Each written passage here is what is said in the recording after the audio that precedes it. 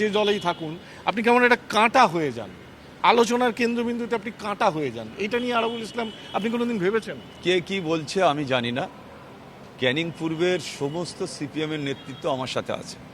এখন উপরতলারা যদি মনে করে আরাবুল ইসলাম ওনাদের কাছে কাঁটা, আর নিচের তলার যারা সিপিএম করে তারা আরাবুলের লড়াইয়ের মানসিকতা দেখে তাদের ডাকতে হয় না, তারা অলরেডি আমাদের মিটিংয়ে অ্যাটেন্ড করছে। ওদের সঙ্গেই তো মারপিট ছিল, কি করে ওরা আপনাকে কাছে টানবে?